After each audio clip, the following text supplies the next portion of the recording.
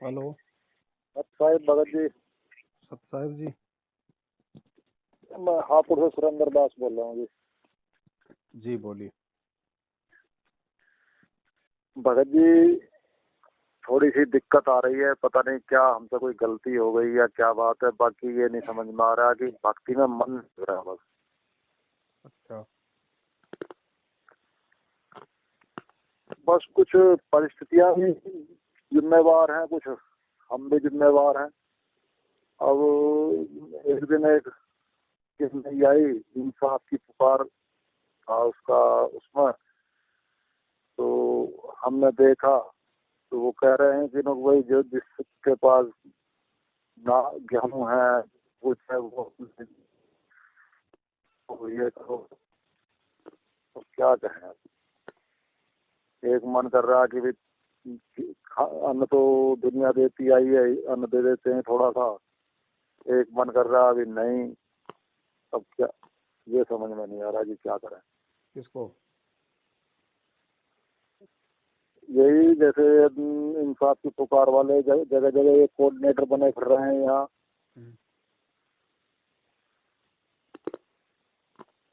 क्योंकि अपना तो हाथ नया स्थान में थोड़ी भक्तों कर रहे हैं, भक्तों की जो भी।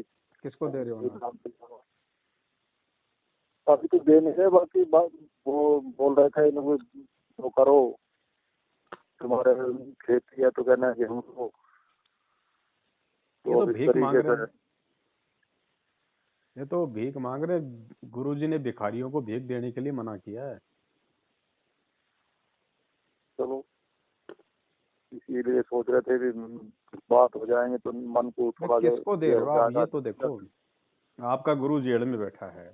आपके गुरु को 2 टाइम का खाना सरकार दे रही है, तो फिर ये भिखारी कौन है? नहीं, गुरु को तो दे रहे हैं, बाकी ये भी तो अपना इधर उधर जो जैसे अब बीमारी में पीछे इन्होंने लंगर लगाए जो भी करा। तो देओ फिर। तो देओ सुनो, इनको, देओ फिर 2-4 बोरी देओ, और फिर आपके साथ में वो और क्या बीतेगी फिर वो भी देख लेना। देओ। नहीं मैं तो पूछ रहा हूँ आपसे नहीं बगैर भगत जी, फोन ही क्यों करता अगर क्या मुझे दे रहे आप। हैं बीमारियों में? क्या दे रहे हैं अब बीमारियों लोगों में? वो तो पूरी दुनिया दे रही है, फिर तो सब उनको भी दो आप। और भी जो बड़े बड़े लोग हैं वो भी तो लोगों को खाना खिला रहे हैं, फिर तो आप उनको भी दो। बात तो आपकी भी सही जब है। आपके गुरु ने साफ साफ मना कर दिया, दान चाहे पैसे का हो, चाहे अनाज का हो, चाहे कपड़े का हो। गुरु बिन माला फेरते, गुरु बिन देते दान, फिर क्यों मूर्ख बन रही है संगत है? चलो जी, अपना जब गुरु जी आ ये जाएंगे आपके तभी ऊपर जो दुख है, कर। जो परेशानियां हैं, इसका मूल कारण यही है कि हम अभी तक ज्ञान को नहीं समझ पाए और गलतियों पे गलतियां करते जा रहे हैं। नहीं भगत जी, समझ तो सब रहे हैं, बाकी नहीं ये समझ है रहे कि हर भगत जी, अगर समझते तो आप इस तरह की बात ही नहीं करते। जब देख रहे हैं आगे देखना क्या, जब गुरुजी ने मना कर दिया कि गुरु के बिना किसी को दान नहीं देना, फिर इसमें देखना क्या हो गया?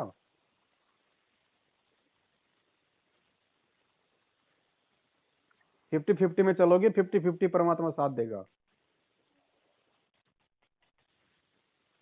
जी, बात यही तो सबसे बड़ा आपकी भी। दुख का कारण है भाई। इनका तो मुंह देखना भी पाप है। आप तो इनको अनाज देने की बात करें, इनका तो मुंह देखना भी पाप है। जिनके कारण आपका गुरु जेल में बैठा है, जिन्होंने बरवाला कांड करवाया, भक्तों को पुलिस वालों से लड़वाया, ऐसे लोगों का तो मुंह देखना भी पाप है। अब हम तो लगभग साल भर हो गई कहीं गए नहीं, इसी वजह से कहीं किसी भी उस पर, या जैसे ही हमें हमारी आपसे बात हुई थी उसके बाद हम कहीं गए नहीं। इसीलिए नहीं गए ना, कोई थोड़ा मार्गदर्शन हो जाता। बीच में एक बार मैंने कोशिश करी, फोन मिला नहीं, फोन मिला नहीं। और अब भी अपने घर पे ही हैं, इस समय भी खेत पे ही हैं। और एक दो हमारे रिश्तेदार जो थे जुड़े हुए थे, वो उन्होंने बताया नहीं, पहले ना तो हमने कभी पूछा। तो उनसे मुलाकात हो गई, जैसा अचानक में हो जाती है। तो वो उनके जरिए ही वो हम पे ऑफर रहा। अब हम जो उनको बगैर पूछे हुए या जानकारी करे भाई हम तो कहेंगे नहीं, हमने तो ये कह कर पीछा साथ लिया गया था। भैया ऐसा भगत जी, जो जैसा कर्म करेगा वैसा परिणाम पाएगा अपना। परमात्मा किसी के पीछे पीछे नहीं डोलेगा समझाते हुए। सत्संगों के माध्यम से अच्छे बुरे हर कर्म की जानकारी दे दी। अब हम भी तो और हम इंसान है, तो कोई जानवर थोड़ी है, इतना तो हमें भी समझ में आना चाहिए ना। अब हमें क्या करना है, जब गुरु हमारा आज जेल में है तो बाहर हमने क्या करना है। उनके नाम से तो कार्ड लूटेगा और क्या करेगा। अब हम तो बिल्कुल ही नए वालों में है। अब हमें तो साल भर ही हुई है, अब पता है देखो भगत जी, चाहे इसलिए। साल हो चाहे 2 साल हो, आपको किसने कहा था कि बिना ज्ञान समझ के आप नाम ले लो। आपको किसने कहा था। परमात्मा तो ये कहते हैं भैया ढंग से एक बार पहले मेरे सत्संग सुन लो अच्छे से, साल 6 साल 2 साल, उसके बाद जी नाम लो। आपने क्यों नाम लिया भाई जल्दबाजी में, जब आपको ज्ञान ही समझ में नहीं आया। ये गलती आपकी है ना। फिर आप ये नहीं कह सकते कि मेरे को तो 1 साल हुई है। क्योंकि सत्संग, परमात्मा के सत्संग वैसे तो मिले नहीं, अब इसमें सुन रहे हैं। अब कई बार ऐसा होता है कि सुन तो वहां रहे बैठ के चला रखा है वो, और ध्यान कहीं और ही घूम रहा। कई बार ये भी तो हो जाता है। वो कमी अब ये है ना, हम लोग भगत जी 2 नाव में सवारी करते हैं ना, फिर वो चीजें ऐसी समझ में आएंगी। अगर आपको अगर कमी तो आप 1 साल से कमी भी इनसे है। दूर हो, 1 साल से आप सत्सेवकों के संपर्क में हो, हमारे वीडियो भी आप देख रहे हो, फिर आपने क्या समझा फिर आपने 1 साल में। ये बस तो हम आएंगे, तो ये तो भिखारी हैं, ये तो आएंगे आपके घर पे। ये तो काल काल प्रेरणा से आएंगे, ये तो चाहते हैं कि ये हमें दान धर्म करें और ये उल्टे पाप के भागी बने। बस भगत जी यही थोड़ी सी शंका सी थी, भी पूछ लेते हैं। मन में जो विचार उठ रहे थे वो हमने आपसे। तो थोड़ा सावधान रहो भगत जी। भैया अगर ठीक है कोई नया आदमी है, और वैसे अगर उसकी उम्र भी ज्यादा नहीं है वो तो मान सकते हैं। आप तो वैसे भी मतलब भाई काफी मतलब पहली उम्र बार दराज हो, काफी मतलब आपको तजुर्बा है, वैसे भी आपको बिना गुरुजी के सत्संग के भी आदमी को इतना तो ज्ञान हो जाना चाहिए।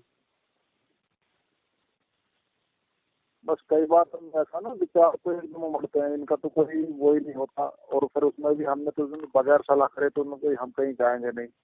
तो अपने मन को इस तरीके से समझा के अपने चुप बैठ गए। जाना तो कहीं है ही नहीं, गुरुजी के आने के बाद भी कहीं नहीं जाना, सिर्फ 1 या 2 बार जब गुरुजी आए उसके बाद ही जी आपको गुरुजी बुलाएंगे, उसके बाद तो गुरुजी भी नहीं बुलाएंगे। अपने घर बैठ जी के जी। भक्ति करो, आपको गुरुजी ने सत्संग दे दिया, समाधान दे दिया, मंत्र दे दिए। आश्रम थोड़ी होंगे भगत जी। जब गुरुजी यहाँ नहीं से नहीं, चले जाएंगे आश्रम नहीं तब होंगे। कहाँ जाओगे। अपने घर को आपकी आश्रम बात बनाओ। बिल्कुल, आपकी बात सही है। और जब मन में संशय हुआ तो उसके लिए किसी ना किसी से तो आदमी सलाह करेगा। और हाँ वो ठीक है। पूछने में तो बुराई तो है ही नहीं। ना अगर ना, पूछने में बुराई, पूछने में कोई दिक्कत नहीं है, कोई बुराई नहीं है। क्योंकि देखो सबको एक सा ज्ञान तो हो नहीं सकता ना ऐसा। हम्म। और कितना भी पढ़ा हुआ एक बच्चा जो है, पढ़ा हुआ पहले ही पढ़ा हुआ, और एक जो बीए करा हुआ या इंटर किए हुआ, तो दोनों का दिमाग तो एक सा नहीं हो सकता ना। चलो आप भगत जी ध्यान रखो, जी इनका तो काम है, ये अपना काम करेंगे। जो परमात्मा के भगत है वो अपना काम करेंगे। गुरुजी सारा समाधान बता के जेल में गए, ऐसे नहीं गए। 27 जी। साल से पूरे सत्संग करके जेल में गए। अब भगत जी हमारी आप और हमारे सबके ज्ञान की परीक्षा है। अब हम जैसा करेंगे वैसा पाएंगे फिर। बस जो बता दो, जो अपने मन में संशय थी या विचार उमड़ रहे थे वो आपसे हमने जो तुरंत देखो बता मैंने दी। मैंने बता क्या दिया, वो फाइनल नहीं है। मेरे बताने के बाद आप खुद भी इन बातों पे विचार करो कि भाई जो बातें इन्होंने बताई सही है या नहीं है। नहीं, उसके तो बाद आप उन चीजों पे अमल करो। हमारे मन में जब उसकी वो भाई एक बात खटक लगी। बताओ, आप अगर अपने गुरु के हाथों में दान आपने दे दिया, गुरु के जी हाथ में दान देने के बाद में आपको निश्चिंतता हो जानी चाहिए कि भाई मेरा दान का सदुपयोग होगा, क्योंकि मैंने सुपात्र को दान दिया है। आपको कोई जी मन में नहीं आता। और गुरु के अलावा अगर आप किसी को भी दान दोगे तो वो भगवान नहीं है, वो जीव है आपके जैसा। वो उस दान का जी। 100% दुरुपयोग करेगा ही करेगा। और जब दान का अब दुरुपयोग होगा तो भगत जी फिर उसका परिणाम भी तो देने वाले को भोगना पड़ेगा। अब आपको इसमें क्या एक पता कि आप इनको जो भी दान धर्म दोगे, गेहूं आटा दोगे, वो सारा ये लोग मिल के धर्म में लगाएंगे। हमें देखो, हमें तो जानकारी नहीं है। बाकी इसी बात के पीछे एक मेरे बात याद और आ गई। अब से लगभग 1.5 महीना पहले हमारे वो रिश्तेदार थे, हम गए हुए थे, और उनके यहाँ जो है जैसे ये मीटिंग करते हैं ना, हम्म इस तरीके से मीटिंग थी। हम हम्म गए थे, उनके बराबर में ही शादी थी, वहाँ शादी में जाना पड़ा। हम्म लड़की की शादी थी। तो वहां से जब हम वहां पहुंचे तो चलो मिलके चलेंगे, तो वहां जो है बैठे हुए थे ये अपने 5-7 इकट्ठे थे भगत, और उन्होंने जो है कुछ पैसे दान दिए थे इन्हें, यानी कि मीटिंग से पहले। अब वो हम बैठ के सुनते रहे, हमारा क्या कोई मतलब तो था नहीं इसमें, क्योंकि हम तो अचानक पहुंचे हुए थे। तो उसमें जो है उन्होंने बोला भी मैंने इतने रुपए दिए थे जिनके यहाँ मीटिंग थी। तो वो बोलते हैं तो आपके तो दिए हुए बेकार गए, कि आपने कह दी कि मैंने दिए। तो हमारा तो उस दिन दिमाग में और दूसरे तरीके से बात घुस गई, यानी कि उन्होंने दिया, चलो उसकी गलती है जिसने बताया, पर बगैर बताए भी दिया तो वो भी तो गलती है। दोनों की गलती है। हाँ जी। तो इस तरीके का व्यवहार देखा हमने, तो फिर उसके बाद फिर हम तो गए ही नहीं। उन्होंने बताया भी, फिर जैसे बोलते हैं अब जो रिश्तेदार है अपना, तो उसने बुलाया भी आ एक बार अपने गुरु के हाथों में दान देने के बाद में ये कहना कि मैंने इतना दान कर दिया, वो कहना गलत है। हाँ वही तो बात आ रही है, ये तो बगैर उसके दान ले रहे थे। ये तो भिखारी है, ये कोऑर्डिनेटर हैं, नामदान केंद्र वाले हैं, ये कौन सा काम धंधा करते हैं? ये आप संगत के दान पे तो खा रहे हैं भगत जी। जी जी। तो इनका तो काम है झूठ साच करके आप लोगों को बेला फुसला के लेना। कर्म फूटे तो आपके फूटे, इनके तो पहले से फूटे पड़े। हाँ जी। तो सावधान तो संगत ने रहना है ना भगत जी। अरे हमारा मैनेजमेंट हमारे परमात्मा का ज्ञान है। 650 साल पहले जब कबीर साहिब जब शरीर छोड़ के गए थे, तो कौन सा मैनेजमेंट बना के गए थे, कौन से कोऑर्डिनेटर बना के गए थे जो आज तक उनका उनका उनका मार्ग चल रहा है? नहीं, उस समय तो कोई वो ही नहीं था ना, उस समय कोई ऐसी। तो जब 650 साल तक उस परमात्मा का ज्ञान और मार्ग चल सकता है, तो आज तो गुरुजी थोड़े समय के लिए जेल में हैं। क्या आप लोग इस ज्ञान को आधार नहीं बना सकते? नहीं, बनाना भी चाहिए और बनाएंगे भी, और बनाना ही पड़ेगा, और कोई चारा भी नहीं है। गुरुजी ने स्पष्ट सत्संग में बोल रखा कि बच्चों मेरे जाने के बाद आपको कहीं भ्रमने भटकने की जरूरत नहीं है।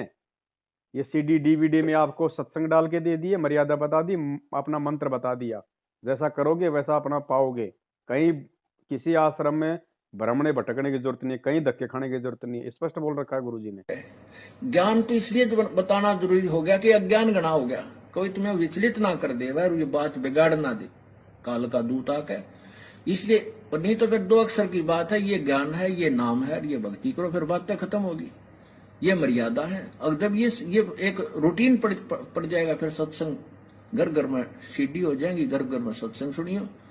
ये दास जब सतलोक चला जाएगा, ऐसी व्यवस्था बना के जाओगे कि ढूंढने की जरूरत ना पड़े तुम, और कई पीढ़ियों तक का मोक्ष होगा आपको। फिर कोई विचलित करने वाला नहीं रहेगा, ना काल का दूत घुसेगा जो तुम्हें बर्बाद कर दे, तुम्हारे कोई अज्ञान पैदा कर दे। ज्ञान नाम की चीज नहीं छोड़ेगी परमात्मा का, ऐसा ज्ञान है ये। तो आज हम क्यों धक्के खा रहे हैं?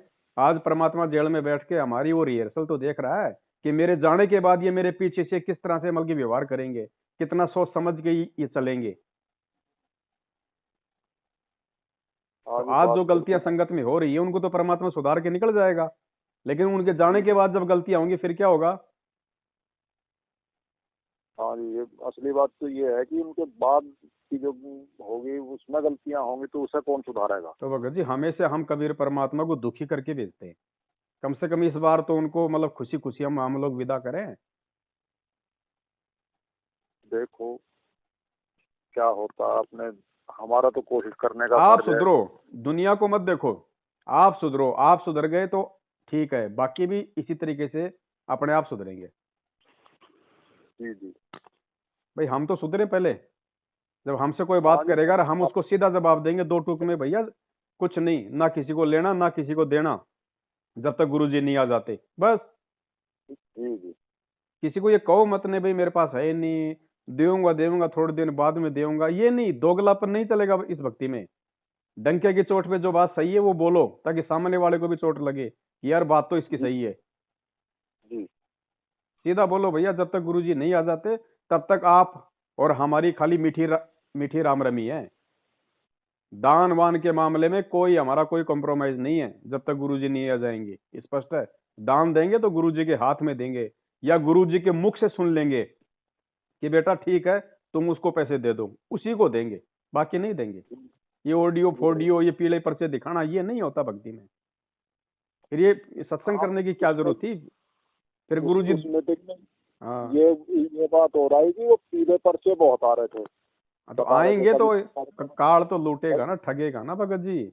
कभी पर्चे बता रहे थे उन्हें भाई ये करना है वो करना है, इस तरीके से उन्होंने तो काफी लंबे लंबे पर्चे बना रखे थे कि जैसे गुरुदेव जो उनसे बिल्कुल डायरेक्ट पहले बात हो गई हो, अभी बात हुई हो और वो हमें सुना रहे हो, इस तरीके से बात कर रहे थे वो तो वहाँ उस दिन मीटिंग में।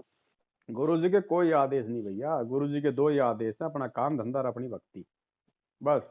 तीसरा आदेश अगर आपको कोई बताता है तो वो काल का एजेंट है। और अच्छा जी, कोई हमसे भी गलती हो गई हो तो माफी चाहेंगे, आपका इतना कीमती समय नष्ट करा। ऐसी कोई बात नहीं है भगत जी।